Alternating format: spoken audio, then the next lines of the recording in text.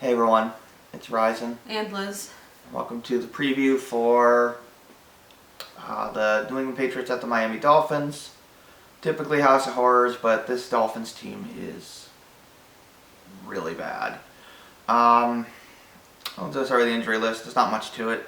Brandon Bolden with a hamstring, no idea how. Whatever, he's there. It's going to be a problem because who's returning the kicks? I have no idea. Maybe they just won't return any. Marcus Cannon with the shoulder. He did practice. I guess his injury's not serious. Probably not going to start, but my guess is Corey Cunningham will start. I know they brought in some other swing tackle too for depth, but Terrence, I think his name is. I have no idea who he is.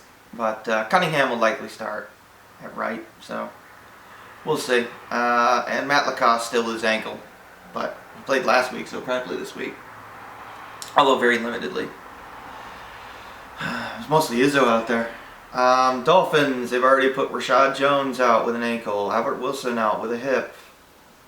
Questionable. Trent Harris, linebacker. Defensive end Charles Harris with a wrist. Bobby McCain with a shoulder. Daniel Kilgore, their center, with a shoulder. Harris has a foot injury for him. So, bottom line is the Dolphins are terrible. They have basically three players that I would consider remotely good, and that's Howard, Drake, and what's the other guy? Parker. And Parker's going to be taken away by Gilmore. And Howard was frankly really bad last week. So he's one of the highest paid corners in football, but he was bad last week, and the whole team was bad last week. But they'll probably just avoid Howard. But honestly, with this receiving core, I don't even know who Howard's going to cover. I mean, is he going to cover Antonio Brown? Good luck with that. He's going to cover Josh Gordon. Good luck with that. Is he going to cover Edelman? Maybe. But even if he's able to take Edelman away, this team is so loaded. I don't think Howard's going to have a very good game again. No. And Drake, they're going to take away because I think he's their best player. Yeah. So, I don't think the Dolphins get much offense at all. I don't know what the Patriots are going to do for their game plans in this game because frankly, they haven't played a team this bad in ages, so there's just... The AFC is a disaster this year. Well, outside of the Chiefs and Patriots and other teams are just so... I meant the AFC below. East, not the whole of the AFC. The rest of the AFC is all right. It's the East that's just really bad. It's definitely a Patriots-Chiefs AFC this year. Yeah, the rest of the East is really bad this year. I don't know. I think the Patriots just dominate. I think they win 43-7. I'm saying 45-10. This is just such a bad team. I don't think the Dolphins will give up 50 points twice in a row. That's kind of fluky when that happens, so we'll see. So I suppose we have to talk about Antonio Brown. First of all, he's going to play. He is in Miami. I saw this morning before we're filming this video. They did say that he did travel with the team, so he probably will play. A lot of people think what they'll do, and I don't know if it was Mike Reese who tweeted this. Somebody I saw on Twitter said they think it'll be similar to when they brought in Gordon last year, how the first couple of games he only played 15% of the snaps, and then as the season went on, he started to play more and more, where he was playing almost every snap. So I think, in my opinion, that's probably what they'll do. It's something similar. Plus, he's only been with the team for a whole week, so I don't know how much of the offense he really knows yet. I don't know, but that's what my expectations are, is that he'll play... He'll play about a quarter of the snaps. Yeah. But he's going to play. It's just how much or now what he'll be doing. So there is the allegation against Antonio Brown that we should talk about. He's been accused of a rape allegation from one woman for 3 separate occasions. The facts as we know them, it's one allegation. Almost from no proof. A gym trainer. The evidence she released is one text message where AB appears to admit to doing something to her in the middle of the night. It's not really hard evidence of anything. So The thing that no one seems to understand is why she didn't open a criminal investigation against him. yeah, that's weird. Why it's only in civil court. And the NFL has stated at this point that they're not going to put him on the commissioner's list or whatever it's called. Yeah. So he will continue to play until we hear otherwise. I mean, she's only filing a civil case. Antonio Brown did not tell the Patriots about this. He was involved in a legal proceeding. Nor did he tell the NFL. That is definitely strike one, AB. Now, the reason why he did not tell the Patriots is because he was trying to settle the case. Apparently, his lawyers and her lawyers were in negotiation. I'm not going to give out her name because I don't want to. I don't want to. Her name's public. You can go look it up. If you care, you can look it up. You can look it up, whatever. I don't want anybody being harassed. So, she's filing a civil case, not criminal charges, which is a little strange because the statute of limitations are not up. She's going to talk to the NFL this week, Yep. supposedly at some point.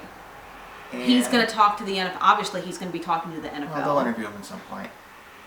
But as of right now, there's not really hard evidence of anything. And I mean, if it does come out that he is, found guilty, then yeah, you have to take sorry, disciplinary action. he'll have to do what Then the they'll court have to says. suspend him. But Yeah. But if it comes out that he's not guilty and she's just trying to go after him for his money or extorting him for whatever reason, then that's a whole other he's story. countersuing for that. But That's what I personally who think, knows? because it's really ironic that this comes out the day after he signed with the Patriots, and I'm convinced that it's extortion and blackmail. well, I don't know what it is. The bottom line is we don't know. And I mean, AB was in the news for a while, but apparently she was suing for a while, evidently, or trying to get a settlement for a while.